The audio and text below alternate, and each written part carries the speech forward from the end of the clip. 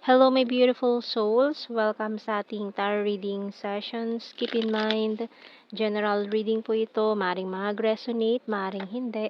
Kunin nyo na lang po kung para sa inyo and leave the rest. Maring mag-shift na energies or magkabaliktad ang sitwasyon. Kaya kayo na pong bahala kung saan kayo nakalugar sa reading natin. Okay? So, let's see.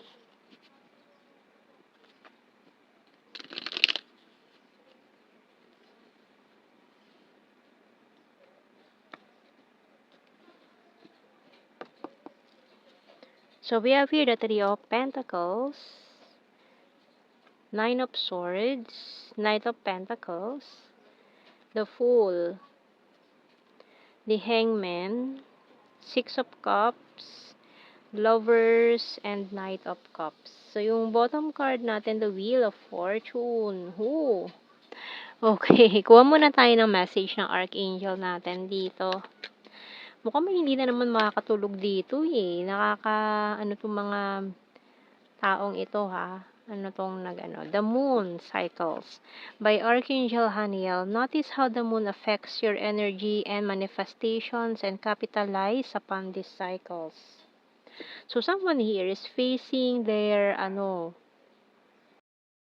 dark night of the soul. So parang ito yung na-experience niya ngayon, yung pakiramdam niya lahat is hindi umaayon sa kanya, yung mga gusto niya, parang down na down siya, parang pakiramdam niya wala siya nagawang tama ngayon, lahat bumabagsak, everything is in chaos. So, tingnan natin ha, medyo hindi maganda tong sitwasyon niya ngayon. Kuha tayo ng, lalo na if you're dealing with this twin flame journey, ayan, so iniisip ka niya ngayon, and bakit daw siya humantong sa ganun, no? Ito mga niya dito. Gusto niyang bumalik, gusto niyang mag-offer sa'yo ng cup of love. Malaya na daw siya, ayan, lighthouse, bird, light bulb, and magnifying glass.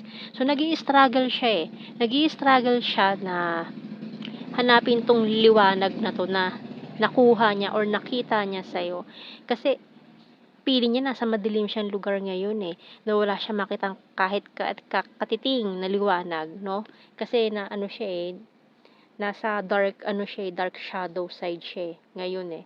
So we have here magnifying glass. So naghahanap siya ng liwanag. Ikaw yun. Ikaw yung nagbigay sa kanya nun. Ikaw yung source, kumbaga source of light nitong taong ito na parang naligaw siya ng landas, no? Naliligaw siya ng landas. Ito pa, candle. Kahit daw kandila man lang, wala siyang makitang kahit katiting na liwanag. No, and coins. Kasi nga, nabulag siya dito sa karmic partner na ito. Karmic cycle na pinagdaanan niya. We have the key. So, hanggang ngayon, nabubulagan pa rin siya na pinaniwala kasi siya ng karmic niya na siya yung divine counterpart niya, siya yung para sa kanya, minanipulate siya nung taong yun. So, hanggang siguro naniwala siya na parang tinanggap niya na yung taong yun ang para sa kanya. Pero ramdam niya, deep inside, kulang, may guang, hindi siya satisfied, hindi siya masaya. Pero parang pinaniniwala lang niya yung sarili niya. Parang siya mismo, pinaniniwala na lang din niya yung sarili niya na itong taong to ang karapat-dapat kong piliin, na siya yung soulmate ko, siya yung divine counterpart ko, siya yung para sa akin. So parang sarili niya, minamanipula na rin niya, na kaya ngayon this person is feeling naliligaw ng landas, para siyang naliligaw na tupa, ganyan. So, para siyang, kumbaga, grasping for air, ganyan. Parang nalulunod siya sa kasinungalingan, ganyan.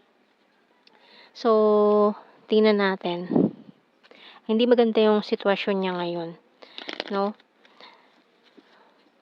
Matindi ang manipulation power nitong partner niya na pinili niya, yung karmic partner niya. So, maaaring this person is, under spell din ng taong yon. Kaya pakiramdam niya parang binabangungot siya ng gising. Husband-wife material. you're my happy pill. Sa'yo talaga siya masaya eh. Pero dahil nga under, ano siya, under spell ng taong yon, wala talaga siya magawa, nag-i-struggle siya. Can I call you? Willing to take the risk, moving forward, working hard for our future, can we start again? Ayun no, nag-i-struggle talaga siya. The struggle is real. So, kuha pa tayong messages natin. I don't react when people mention you. I want to tell you how I feel. I hid who I really am from you. I love you.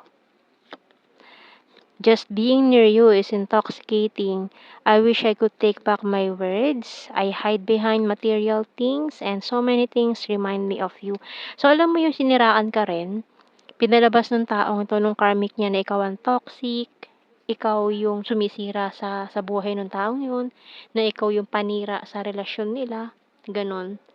Talagang sirang-sira ka, yung image mo sirang-sira dun sa taong yon. I want to be more than friends. So, maring friend zone ka pa niya, maring sinabi ng third party na no, friends lang kayo, or hindi kayo pwedeng maging more than that, ganon. So, tingnan natin sa initials.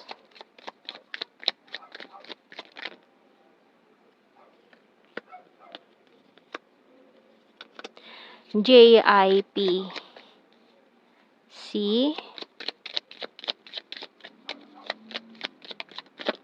Oops, ang daming tumalon. So, bigyan natin to. Letter D, T, A, Z, Y, F.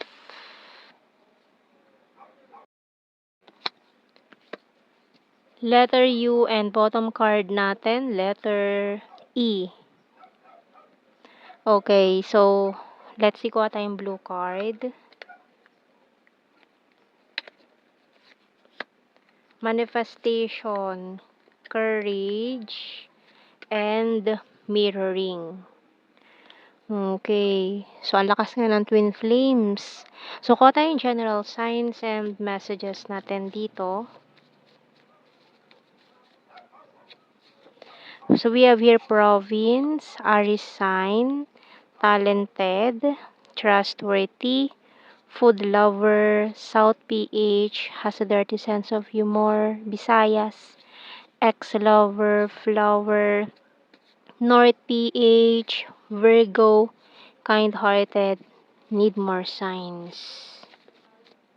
So, we also have, ini-stalk ka din pati ng third party. Ayan, creepy stalker kasi alam niya na mahal ka ng taong yun, crazy for you, fantastic friend, vulnerable, skin tag, lake, full of charisma, popular, December, National Capital Region, eye contact, number 10, 2, funny, divine masculine, long distance, responsible, and coins, earth sign, Taurus, Virgo, Capricorn, emotional, and twin flame. Ayan, twin flame nga.